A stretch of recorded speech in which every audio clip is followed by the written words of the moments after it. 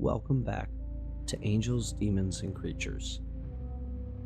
I'm Corpex Coots, and today we're unraveling the mysteries of the most iconic figures in Japanese mythology, the Oni. These creatures are not just fearsome monsters, but deeply symbolic, rooted in ancient beliefs, literature, and tradition. By the end of this episode, you'll see Oni in a whole new light. Let's dive in.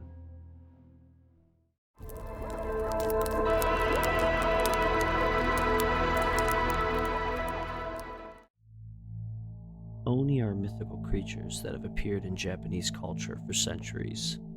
The term Oni derives from an old Japanese reading of a Chinese character meaning hidden or concealed. This hints at their origin as unseen or otherworldly beings, often associated with death and the supernatural. Visually, Oni are unforgettable. They're typically depicted as towering humanoid figures with brightly colored skin, red, blue, green, or even yellow. They have a wild hair, sharp claws, and even menacing horns protruding from their heads. Some accounts describe them with additional eyes or extra fingers, adding to their unsettling nature. And we can't forget about the kanabō, a massive iron club synonymous with their brute-like strength. This weapon is so iconic that the phrase Oni ni kanabō emerges, meaning making someone unstoppable. It's like saying giving a powerful being even more power. This spiked iron club is designed to amplify their already immense strength, enabling them to wreak havoc on the battlefield. Wielding a kanabō requires incredible might, and the fact that Oni handle it effortlessly enforces their reputation as nearly invincible beings.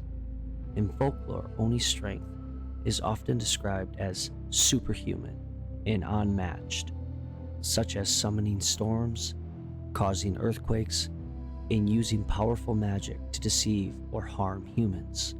In battle, Oni are said to be nearly indestructible, with stories often emphasizing their ability to withstand attacks and keep fighting relentlessly. This strength is also symbolic of their role in folklore, where they often serve as the embodiment of chaos, punishment, and natural disaster. To truly understand the origins of Oni, we need to look back at the early Japanese and Chinese cosmologies. The concept of Oni likely evolved from ancient Chinese folklore, where malevolent spirits known as gui were said to torment the living or haunt the world of the dead. These spirits were adopted into Japanese culture, but were transformed and adapted to fit local beliefs. In early Japanese, Oni were believed to be spirits of the dead, especially those who died with unresolved grievances or overwhelming negative emotion, like anger, jealousy, or hatred. These spirits could manifest as Oni, haunting the living or bringing misfortune to entire communities. Over time, Oni's roles expanded. Some were said to be created by the gods themselves, as a means to punish the wicked. Alignment with Buddhist views of karmic retribution, in Shinto beliefs, Oni were sometimes considered yokai, supernatural entities that could either harm or help humanity.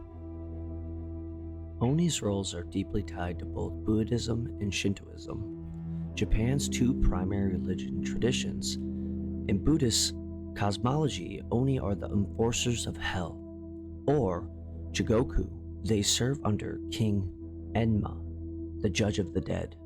to punish souls for their earthly sins. These Oni carry out gruesome punishments that reflect the nature of the sinner's crime, reinforcing the Buddhist concept of karma. For instance, a liar might have their tongue ripped out by Oni, while the greedy could be forced to swallow molten metal. In Shinto traditions, Oni often embody natural disasters, such as typhoons, earthquakes, or plagues. But they aren't always purely evil. Some legends depict Oni as guardians of sacred spaces, protecting temples and shrines from malevolent forces.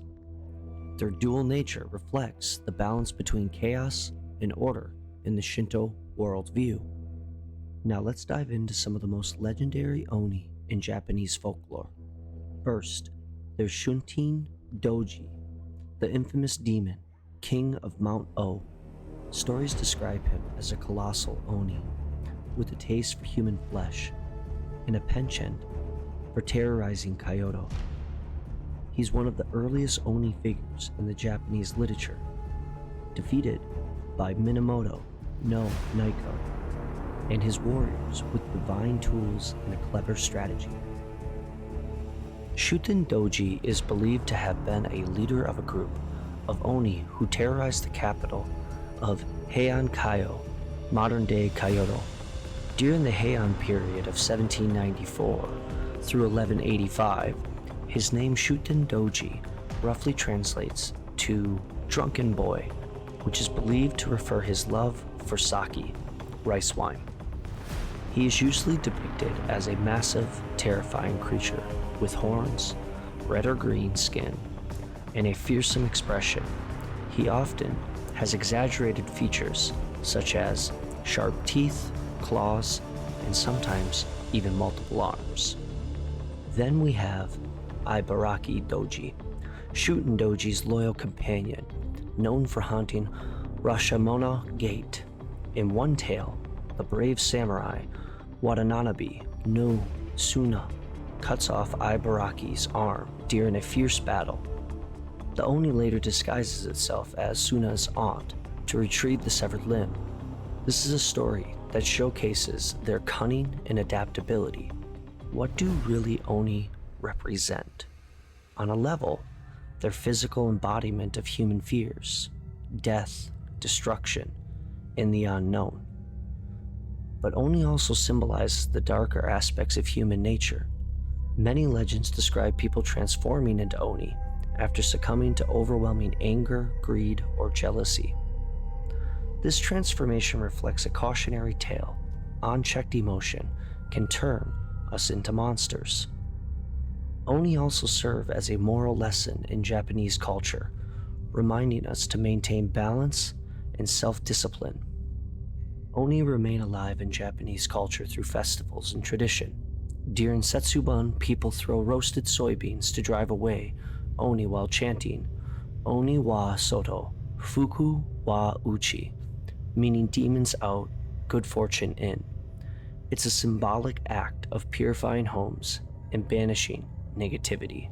In Akita purification, the Namahagi tradition features men dressed as Oni visiting homes to encourage hard work and discipline. While intimidating, these Oni serve as a moral guardian, reinforcing community values.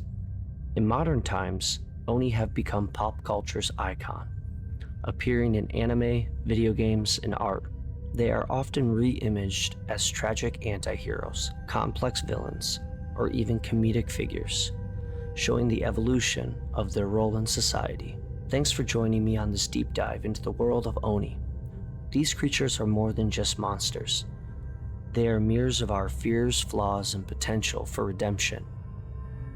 If you enjoyed this episode of Angels, Demons, and Creatures, be sure to hit the like button, subscribe to my channel, and tell me which mythical being you would want me to explore next.